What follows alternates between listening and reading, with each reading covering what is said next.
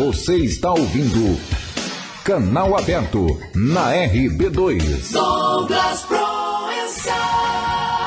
Muito bem, agora 8 horas e 33 minutos. Vamos com o nosso convidado do dia, para conversar sobre incontinência urinária. O professor de medicina da Universidade Positivo e urologista, o Dr. Bernardo Passos Sobreiro. Doutor Bernardo, bom dia. Obrigado por atender a equipe. Bom dia, Douglas. Não, é sempre um prazer poder estar junto com vocês, né? E poder discutir esse assunto que é tão importante para homens e mulheres, né? Então vamos lá, vamos às questões. Sim, o senhor já começa falando que é um assunto importante para homens e para as mulheres, porém ele é um problema que acaba acometendo um pouco mais o público feminino. É verdadeira essa afirmação, doutor? É verdade, Douglas. Assim, nós temos uma estatística que aproximadamente metade das mulheres após os 60 anos de idade vai apresentar sintomas de perda urinária, né? Ao passo que nos homens isso é bem menos comum, embora também possa ocorrer por motivos diferentes. Com certeza a incontinência urinária na mulher ele é muito mais importante, muito mais comum do que no homem, né? Isso com o avançar da idade ou não tem essa questão de idade, doutor?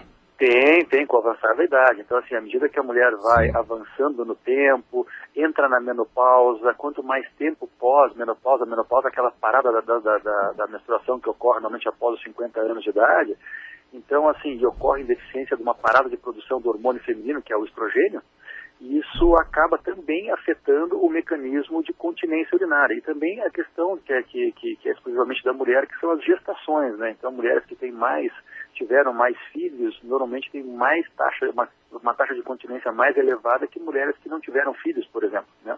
Sim, até a pergunta de uma ouvinte nossa aqui, a Silvana, que nos acompanha no bairro Uberaba, ela mandou a pergunta em 997064222, fazendo uma pergunta justamente relacionada com isso que o senhor falou agora. Depois das gestações que ela teve, acho que foram 2, ela sofre com isso, né? Cada vez que tosse e espirra, acaba perdendo um pouco de urina, né? De urina, não exatamente. Consegue segurar. É normal isso, doutor? Por que ocorre? O que acontece?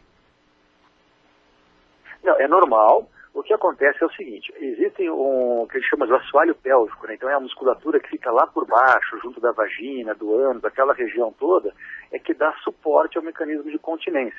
E aí imagina o seguinte, né, Douglas, assim, cada gestação há um peso, né, assim, do feto, da placenta, do líquido, tudo isso agindo em cima desse assoalho pélvico, de maneira que vai fazendo algumas lesões pequenas e cada vez maiores à medida que a gestação avança.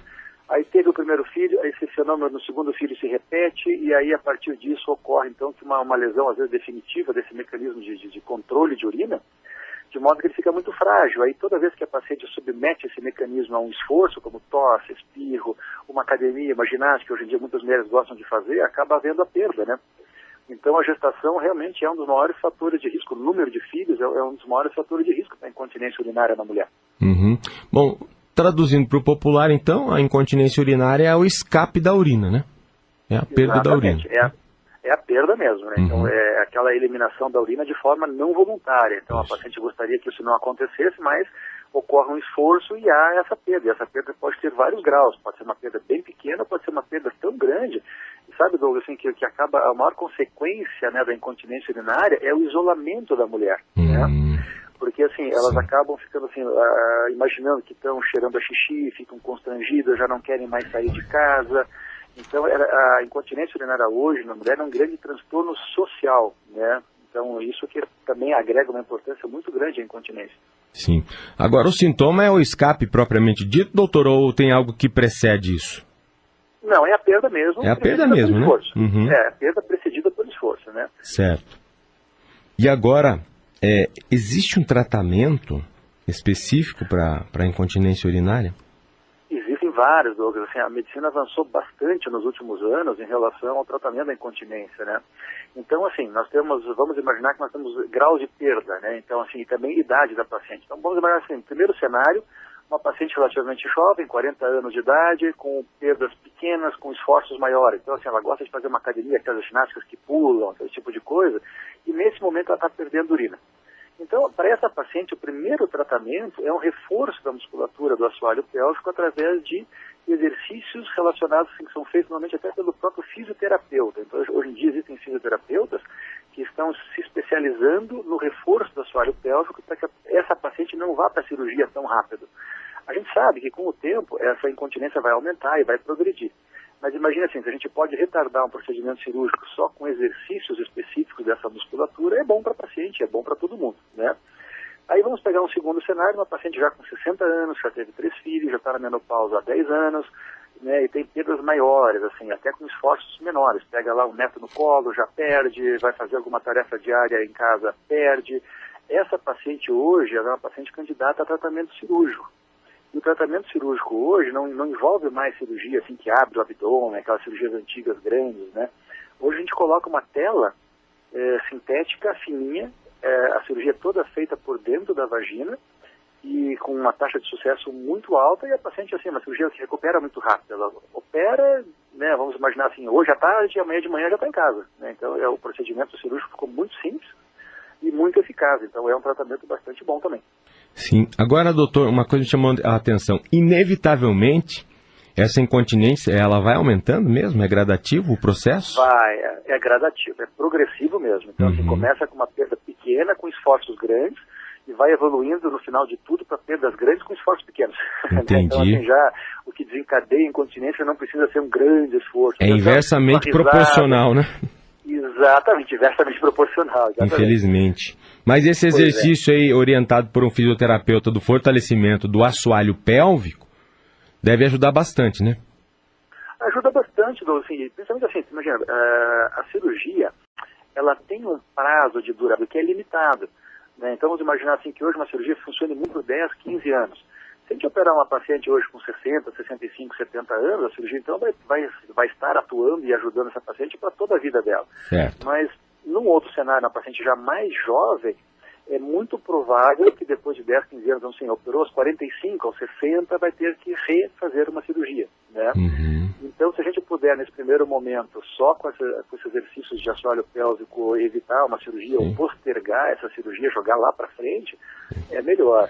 Até porque... uma pergunta que... Pode falar, desculpa. Não, até porque com 45 anos a pessoa é jovem ainda, né?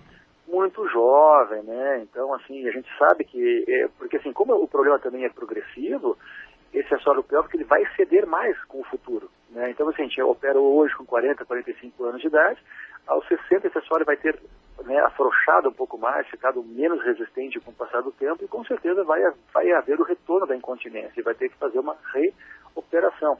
E reoperação nunca é uma coisa boa, né? A cirurgia é bom quando a gente faz uma vez só, ela é eficaz, e não tem que haver um novo procedimento, né? Certo. Agora, uma coisa bem... desculpa, pode falar. Não, pode complementar, doutor.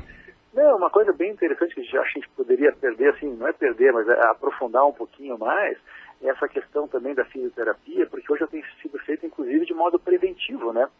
Então, por exemplo, hoje a mulher tem planos de gravidez, nunca teve filho e tal. Então, ela pode já fazer um treinamento de assoalho pélvico, já imediatamente após, assim, estabelecida a gravidez, já pode começar trabalhando esse assoalho, trabalhar já no pós-parto também, para tentar diminuir as taxas de incontinência urinária que vem depois, né? Então é uma coisa que vale muito a pena, é um tratamento simples, né? É só aprender a contrair os músculos corretos, é isso que o fisioterapeuta faz. Exato. Depois a pessoa pode daí ir fazendo a manutenção e é interessante mesmo esse fortalecimento. Acho que depois que ela aprende a fazer, ela pode fazer em casa sozinha, né? Então, assim, o papel do fisioterapeuta é aquele treinamento inicial, mostra como faz, né? E depois a mulher consegue fazer isso em casa sem nenhum problema. Exato, mas é claro que outros fatores, né, podem desencadear também a incontinência urinária, né, doutor? Quais seriam os principais, além da gravidez do parto? Além da gravidez, né? Obesidade.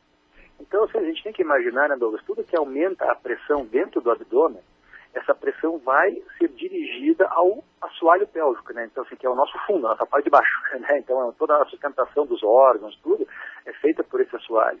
Então, assim, a obesidade é um fator que contribui muito fortemente a isso, né? Então, você imagina assim, a obesidade ela não é só externa, ela tem uma obesidade também visceral, né? Então, a gordura dentro do abdômen também aumenta e a pressão sobre o assoalho pélvico aumenta, então provocando a incontinência urinária.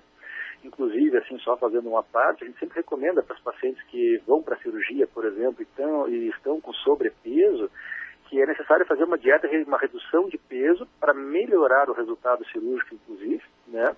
E a resposta a longo prazo. Uma outra coisa que é muito importante é o fumo, o tabagismo, né? Então, que normalmente está associado à tosse crônica, que cada vez que a pessoa tosse, esse aumento da pressão no abdômen também é dirigido ao assoalho pélvico. E por último, que é uma coisa assim, vamos dizer que faz parte do envelhecimento feminino, que é a própria deficiência hormonal, que vai acontecer com a idade, né? Então a mulher vai entrar na menopausa, e à medida que esse tempo de menopausa vai ficando cada vez maior, há uma atrofia dos tecidos ali, da uretra, do assoalho pélvico como um todo, uma fraqueza progressiva do assoalho pélvico, e isso também vai acabar gerando incontinência. Então, resumindo, nós temos a gestação, a obesidade, a tosse crônica, normalmente associada ao fumo, e a menopausa. Sim, e alguns destes também aí acometendo os homens, né? A pergunta do nosso ouvinte Jailson, aqui do Tingui, Douglas, pergunte ao doutor se no homem tem a ver com o enfraquecimento desse tal assoalho também. O assoalho são os músculos que nos sustentam por baixo, ali nos ossos da pelve, né? Só para esclarecer, assim. No homem é diferente, a gente tem por definição o seguinte: o homem normalmente ele tem uma continência muito superior à da mulher, né? O mecanismo de continência urinária no homem ele é muito mais eficaz que na mulher. Então a incontinência de estresse, de esforço, como acontece na mulher, é muito rara no homem. O mecanismo no homem é diferente. O que a gente acaba tendo no homem é uma incontinência chamada incontinência de urgência, que é muito comum no idoso, né? Então o que significa isso? A bexiga, ela... Só para dar um exemplo, a gente está aqui conversando, a bexiga está enchendo, mas a gente não sabe que ela está lá, a gente não percebe a bexiga normalmente funcionando. Exato. Né? Uhum. Nesse grupo de pacientes que estão com 70, 75 anos de idade, até às vezes a partir dos 65, um pouco mais jovens, a bexiga passa a ficar uma bexiga com um certo grau de irritabilidade, de maneira que com pouco volume ela quer expulsar esse volume urinário do seu interior. Então, assim, o indivíduo tem uma urgência, uma pressa muito forte de correr para o banheiro, um desejo miccional muito intenso, e às vezes incontrolável. Então acaba tendo o que a gente chama da urgência associada à incontinência. Isso é muito comum no homem e no homem idoso. Uhum. Né? E também no homem tem mais um detalhezinho, que a próstata vai crescer com o tempo e vai trazer os sintomas, né, que são característicos desse aumento de volume de próstata. Então, assim, a incontinência também é comum no homem de mais idade, não no homem jovem. Então, um homem com uns 40 anos ter incontinência é praticamente raríssimo, muito raro mesmo. Mas já a partir dos 65, 70 anos já não é uma coisa tão incomum, por problemas do envelhecimento da bexiga mesmo e por problemas relativos ao aumento de volume de próstata, né? Entendi. Então no homem é diferente, existe a incontinência também, mas normalmente associada à urgência, a sintomas associados ao aumento de volume de próstata, é diferente da mulher. Até pela anatomia do corpo humano, é diferente o corpo do homem e o corpo da mulher, né? Completamente diferente. É diferente, né? Foi o que a gente comentou, né? O mecanismo de contenção de urina no homem ele é muito eficaz. Perder urina é raro. Exato, o mecanismo físico é diferente, né? Funciona diferente. É por isso, doutor, que a gente ouve às vezes as pessoas comentarem, a gente que tem pessoa de mais idade, né, por perto, falar que sente vontade de ir no banheiro toda hora, mas quando vai não faz só aquele pouquinho. Essa irritabilidade que o senhor fala de pouco volume já querer expulsar, né? Exatamente, Então, assim, porque a nossa bexiga pode armazenar 350, 400 ml de urina, o que nos dá um tempo de intervalo entre as micções, assim, entre ir no banheiro e fazer xixi, de 3,5, 4 horas, né? Então, imagina, assim, um indivíduo que vai 10 vezes, né, em 3 horas, o indivíduo foi ao banheiro N vezes. Então, assim, por quê? Porque o armazenamento ficou ruim. A bexiga com pouco volume já quer expulsar o líquido e faz com que o indivíduo fique no banheiro o tempo todo, né? Uhum. O que acaba comprometendo a qualidade de vida. Aquele indivíduo que vai, vou fazer uma viagem com a família de 100 quilômetros, vou até a praia, puxa, tem que parar 5 vezes para ele ir no banheiro. Então começa a ser um transtorno na vida do indivíduo, né? E o contrário, doutor, também não é saudável, né? Aquele camarada que fala, eu consigo ficar tanto tempo sem urinar, fica segurando, né? Isso é prejudicial, né? E tem um camarada que sai para tomar uma água aí, a mais, aí fica lá, né? Não fui no banheiro ainda, pagando de herói. Vai pagar caro depois, né? Sabe quem que faz muito isso? O pessoal que, por exemplo, o pessoal que trabalha em comércio, principalmente as mulheres. As mulheres são muito retencionistas, né? Fica segurando, né? Fica segurando, ela tem uma facilidade de fazer isso. Só que aumenta a taxa de infecção urinária, isso para a bexiga não é confortável. Os homens, por exemplo, assim, que dirigem caminhão, por exemplo, né? O pessoal às vezes toca 6, 8 horas lá e não vai no banheiro, né? Fica segurando o máximo para poder manter o veículo na estrada e tal. Então, todas essas profissões assim que requerem atenção mais longa do indivíduo, o pessoal tende a sacrificar a questão de ir ao banheiro, né? O que é ruim. Muito bem, conversamos com o Dr. Bernardo Passos Sobreiro, professor de medicina da Universidade Positivo e urologista. Doutor, obrigado pela sua participação, fique à vontade para deixar contato, rede social ou suas considerações finais, como achar melhor. Obrigado, viu? Obrigado. A gente sempre agradece essa oportunidade, é bom estar, né, podendo passar as informações. Eu acho que a gente que está no meio universitário tem até essa obrigação, né, de colaborar nas questões educativas para a população. Então nós estamos à disposição aqui na Universidade Positivo, né?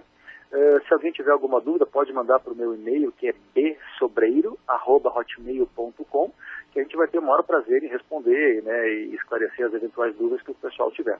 Ok, obrigado mais uma vez, doutor, bom dia e bom trabalho para o senhor. Obrigado, para você também aí. Tá certo. 8h50, o e-mail do professor doutor, né? É bsobreiro@hotmail.com.